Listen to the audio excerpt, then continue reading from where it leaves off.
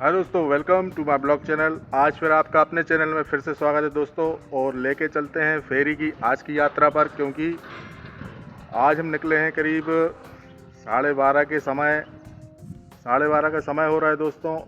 और आज हम फेरी पर फिर से निकले हैं और देखते हैं कि आज हमें किस तरह के व्यूज़ या किस तरह की ग्राहकी होती है। तो आइए दोस्तों चलते हैं। आपसे मैं ये कहना चाहूँगा कि अपने व्यापार में कुछ ना कुछ रोज़ जोड़ते जाएं, जिससे कि हमें मुनाफा हो और हमारा मनोबल भी बढ़ता रहे। क्योंकि जो सामान यदि हमारे पास है तो उसका ग्राहक हमें मिल जाएगा, तो वो सामान हमारा बिक जाएगा और हमें मुनाफा हो सकता है। लेकिन जो सामान हमारे पास नहीं है तो उसका मुनाफा तो हमें होने वाला नहीं है। इसलिए कोशिश करते रहें कि रोज़ थोड़ा थोड़ा सामान अपनी दुकान में जोड़ते रहें, जिससे कि वो सामान हमारी दुकान में जुड़ेगा तो उसका जो प्रॉफिट होगा या मुनाफा होगा वो हमारी रोज़ की कमाई में जुड़ेगा और हम भी आगे बढ़ेंगे, जिससे हमारा मनोबल बढ़ेगा और हमारी दुकान भी बढ़ेगी दोस्तों। आइए दोस्तों चलते हैं आगे की तरफ। इस समय दोस्तों हम खड़े हैं न्यू बस स्टैंड पर। यह भी बन ही रहा है दोस्तों, और हम यहाँ पर अभी छाया में खड़े हुए हैं। देखिए ये स्पॉट बने हैं बस के खड़े होने के, और ये बना हुआ है, अभी चालू नहीं हुआ है, अभी काम लगा हुआ है। दुकानें बनी हैं, सब कुछ बन चुका है दोस्तों, बस उद्घाटन की देरी है। तो आइए दोस्तों फिर चलते हैं फिर।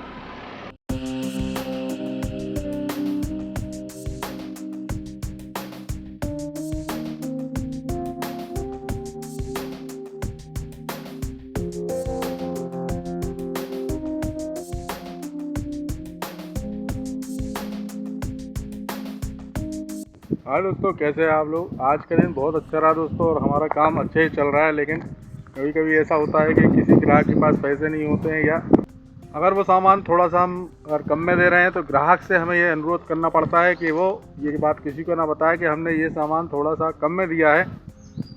अगर ग्राहक समझदार होगा तो नहीं बोलेगा, लेकिन अधिकतर मैंने देखा है 5 में से 4 लोग या 5 में से 1 लोग तो नहीं बोलते हैं, लेकिन हाँ 5 में से 4 लोग अपनी उस बात को पचा नहीं पाते और 4 लोगों से यही बोलते हैं कि हमने तो ये सामान कितने में ख़रीदा था। वो ये नहीं सोचते कि दुकानदार ने आपकी मजबूरी समझकर या आपके पास पैसे नहीं है, जो भी दिक्कत है इस कारण से आपको कम में दिया है। लेकिन वो ग्राहक ये नहीं समझते कि सामने वाले ने अपन को वो चीज़ कम में दी है या हमें डिस्काउंट दिया है, या जैसे भी वो चीज़ हमें सामने वाले ने हमें दी है उसको वो पचा नहीं पाते हैं, और 4 ग्राहकों से या अन्य ग्राहकों को ये बताते हैं कि हमने ये सामान कम में ख़रीदा है, आप भी कम में ही लो, नहीं तो मत लो।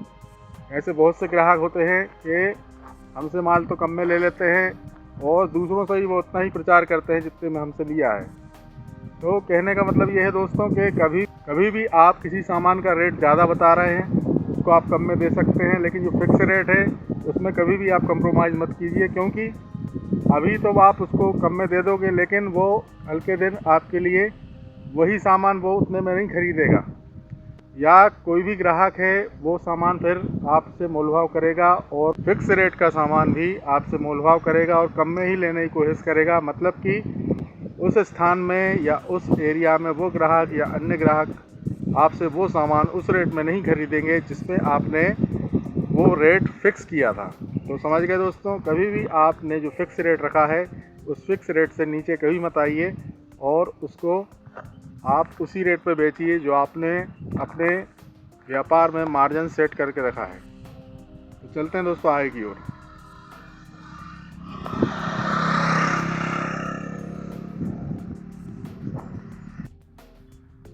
हाँ दोस्तों, हम करीब सुबह निकले थे करीब 12:30 बजे, और हमने रेस्ट बिल्कुल नहीं किया। गर्मी क्योंकि थोड़ी कम थी, इस कारण से हम नॉन स्टॉप बिजनेस करते रहे। और आज का दिन बहुत अच्छा रहा क्योंकि आज का हमारा दिन बन गया है दोस्तों।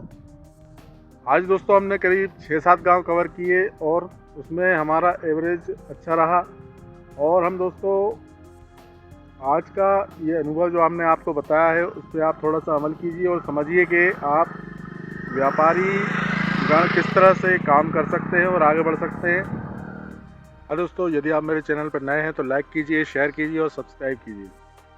दोस्तों, आपके एक लाइक करने से, आपके शेयर करने से, सब्सक्राइब करने से हमें एक मोटिवेशन मिलता है कुछ करने का, नए व्यापारी को सीख देने का और आगे बढ़ने का। और सबसे अच्छी बात दोस्तों, हम आगे बढ़ते हैं और कुछ करते हैं।